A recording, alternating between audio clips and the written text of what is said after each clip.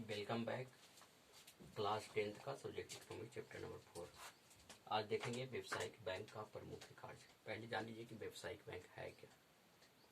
व्यावसायिक बैंक वैसे बैंक को कहते हैं जिसके अंतर्गत आरबीआई के निर्देशानुसार चलता है और बड़े लोगों के साथ साथ कमजोर और पिछड़े तबकों को ऋण प्रदान करता है, उसे हम व्यावसायिक बैंक कहते हैं। व्यावसायिक बैंक का मुख्य कार्य है मनी को डिपॉजिट करना, मतलब मनी को जमा करना, स्वीकार करना और ऋण को प्रदान करना। मुख्य कार्य यही है। मुख्य कार्य क्या है? मनी को जमा करना और उसे को देने का काम करना, है ना। तो यहाँ पे व्यावसायिक बैंक का प्रमुख कार्य है जो जमा राशि को स्वीकार करता है ना। तो जमा राशि को जो स्वीकार करता है वह इसका भी 4 अवस्था है: अस्थायी जमा, चालू जमा, संचयी जमा और आवर्ती जमा, है ना। अस्थायी जमा को हम कहते हैं फिक्स डिपॉजिट। आप लोग शॉर्ट में जानते होंगे कि एफडी करने जाते हैं। एफडी जो किया जाता है वह कितने दिनों के लिए किया जाता है ना। तो उसका एक काल होता है, वह निश्चित होता है। उसका जो काल होता है वह एक निश्चित होता है ना। 60 महीने का, 72 महीने का, है ना। उससे भी ज्यादा दिनों का फिक्स होता है। 25 वर्ष का, 30 वर्ष का, 20 वर्ष का ये फिक्स होता है ना। 5 वर्ष का मतलब 60 महीने का, 6 वर्ष का मतलब हो गया 72 महीने का, है ना। तो फिक्स डिपॉजिट में जमा होता है, एक बार एफडीआई कर दीजिए। उसके बाद चालू जमा। चालू जमा जो होता है करेंट अकाउंट इसको कहते हैं इंग्लिश में, है ना। यह बिजनेस पर्पस के लिए चालू जमा को स्वीकार किया जाता है। यह चालू जमा को बिजनेस के उद्देश्य से एक दिन में जितना बार मनी को डिपॉजिट कर सकते हैं, मतलब पैसा को जमा कर सकते हैं और पैसा को जितना बार निकाल सकते हैं, इसके ऊपर किसी भी प्रकार की पाबंदी नहीं, है ना। चालू जमा में क्या है, किसी भी प्रकार का आपका जमा कितनों बार भी कर सकते हैं, कोई दिक्कत नहीं है। जितना बार आपको इच्छा है उतना बार बैंक में जाकर के पैसा जमा कीजिए और जितना बार आपको इच्छा है उतना बार निकालिए। यह जो चालू अकाउंट होता है वह बिजनेस पर्पस के उद्देश्य से, है ना, कोई भी औद्योगिक क्षेत्र के उद्देश्य से चालू जमा राशि को स्वीकार किया जाता है। उस प्रकार का अकाउंट खुलवाया जाता है चालू जमा का। उसके बाद है संचयी जमा, जिसको हम कहते हैं सेविंग अकाउंट। आप लोग जितने के पास एटीएम होगा, अधिकांशता के पास सेविंग अकाउंट होगा। एटीएम इसका भी होता है ना, एटीएम इसका भी होता है। तो सेविंग अकाउंट वाला जितने भी स्टूडेंट हैं, है ना, वह सभी को सेविंग अकाउंट रहता है। सभी को क्या रहता है? सेविंग अकाउंट रहता है। जिसके पास एटीएम है उसको हम हिंदी में कहते हैं संचयी जमा, है ना। सेविंग अकाउंट कहेंगे तो सभी लोग समझिएगा इंग्लिश में आसानी से, है ना। तो सेविंग अकाउंट होता है। उसके बाद अगला जो है आपवर्ती जमा।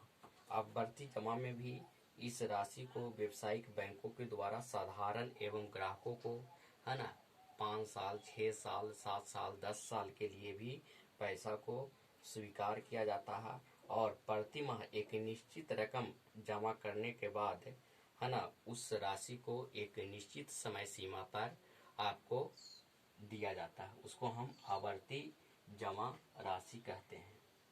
उसके बाद दूसरा है व्यावसायिक बैंक का कार्य में दूसरा है ऋण प्रदान करना, है ना। जिसमें हम परिभाषा बताए थे, तो ऋण प्रदान करने का भी बात किए थे। पैसा को डिपॉजिट करना, है ना, मतलब जमा करना, तो इतना प्रकार का जमा है ना। फिर पैसा, उस पैसा को बैंक क्या करती है, तो उस पैसा को जो बैंक है वह जमा करती है, स्वीकार करता है ना। तो ऋण प्रदान करना व्यावसायिक बैंकों के द्वारा दूसरा प्रमुख कार्य है कि लोगों को ऋण प्रदान करता है। जो व्यक्ति को जरूरत होता है उद्योग धंधों के लिए, है ना, कृषि कार्य के लिए या अन्य कार्य के लिए यदि पैसा का जरूरत होता है तो उसके लिए वह ऋण प्रदान करता है।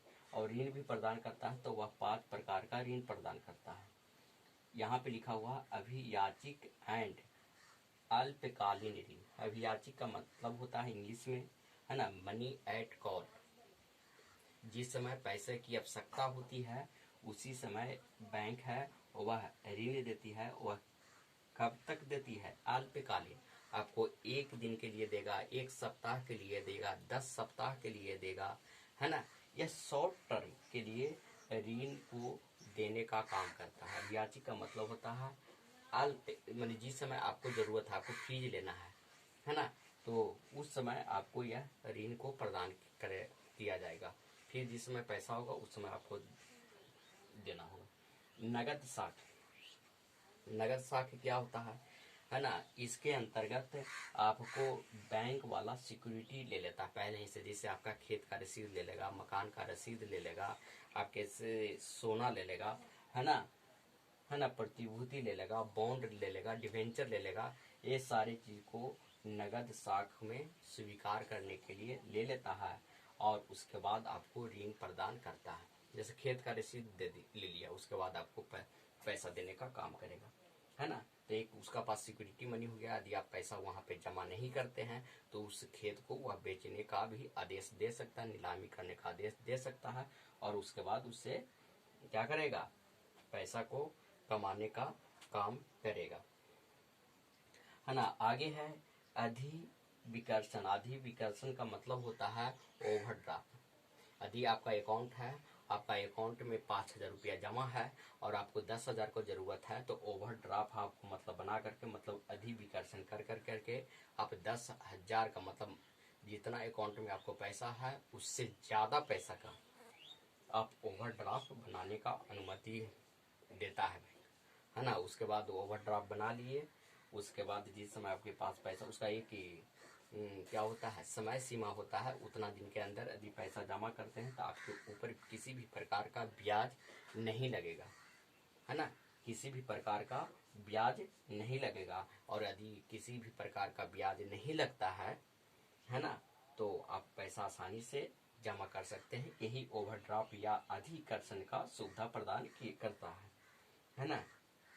अगला पॉइंट है विनिमय बिलों का भुगतान, है ना।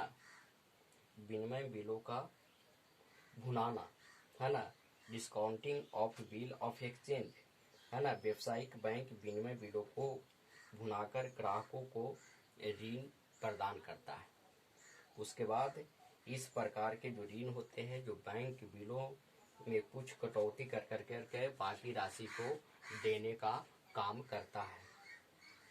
उसके बाद है अगला पॉइंट क्या है, ऋण एवं अग्रिम। ऋण एवं अग्रिम, लोन एंड डिवेंचर जिसको कहते हैं।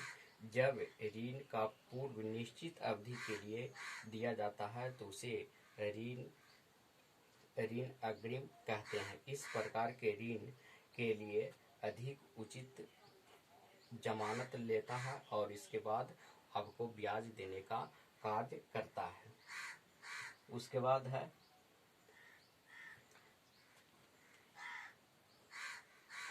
बाद है कि मतलब आपको समान उपयोगिता संबंधी कार्य क्या है, अगला पॉइंट में देखिएगा। समान उपयोगिता संबंधी कार्य क्या क्या है। उसमें पहला कार्य है यात्री चेक एवं साख प्रमाण पत्र जारी करना। यात्री चेक एवं साख प्रमाण पत्र को जारी करना, है ना। अपने ग्राहकों के लिए साख प्राप्त करने के लिए यात्री चेक भी दिया जाता है। जिसका सहायता से व्यापारिक विदेशों में, है ना, विदेशों में जाकर करके अपना माल उधार खरीद सकते हैं, है ना, और वहां से माल को लाने का काम किया जाता है। इसका अगला पॉइंट है लॉकर की सुविधा, है ना। उसका अगला पॉइंट है लॉकर की सुविधा। अब इसको मिटा देते हैं, है ना।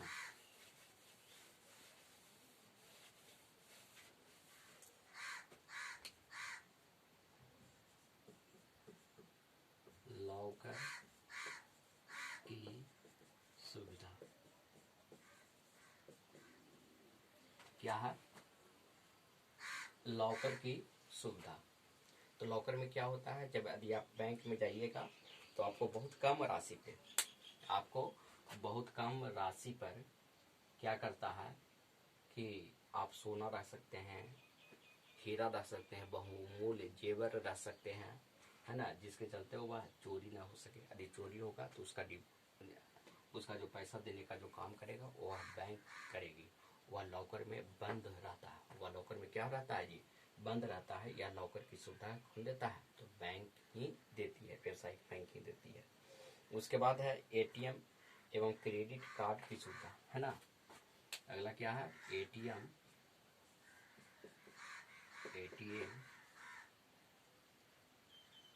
एंड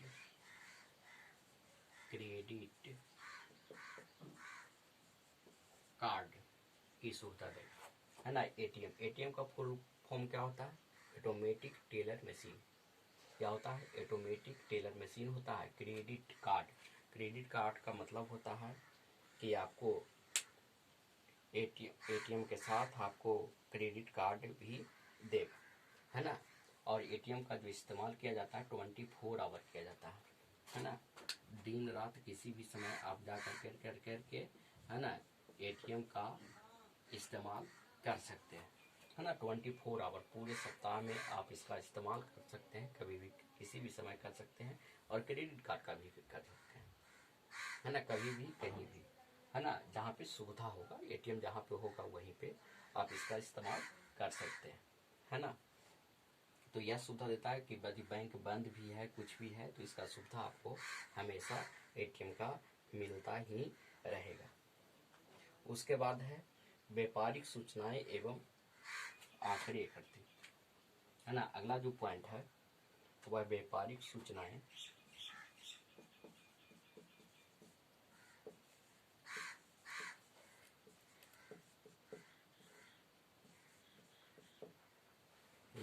सूचनाएं एवं आंकड़े एकत्रित करना।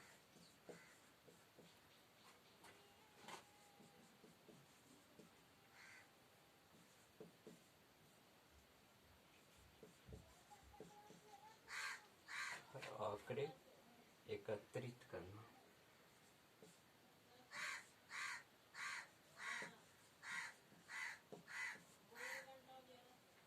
है ना। व्यापारिक सूचनाएं एवं आंकड़े एकत्रित करने का भी काम करता है ना। तो व्यावसायिक बैंक जो होता है वह बैंक आर्थिक स्थिति में परिचित होते हैं और इसके कारण व्यापारिक संबंधी की सूचनाएं एवं आंकड़े भी एकत्रित करने का काम करते हैं। यह आरबीआई के निर्देशानुसार ही व्यापारिक सूचनाओं को देने का काम करता है। फिर अगला जो पॉइंट है आपका एजेंसी संबंधी कार्य। चौथा जो पॉइंट है एजेंसी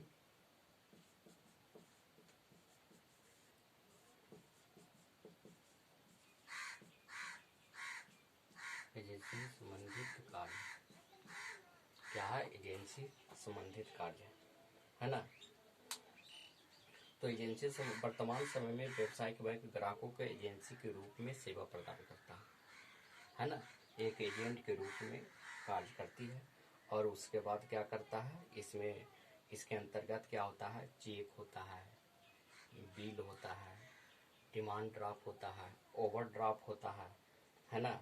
ब्याज तथा लाभांश का संकलन करता है ना। ब्याज, ऋण का किस्त, बीमा किस्त का भुगतान करता है। इसमें बहुत सारा चीज होता है। एक बैंक का चार्ट बनाया जाता है ना, कि कौन सा बैंक कितना इस बार लाभांश कमाने का कार्य किया, है ना। सभी बैंक अपना अपना रिपोर्ट देता है ना, कि कौन सा बैंक कितना काम किया। आज तक इतना ही।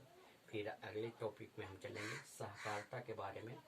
और आप लोग का प्रश्न है कि सहकारिता का स्थापना कब हुआ था, सहकारिता का स्थापना कब हुआ था।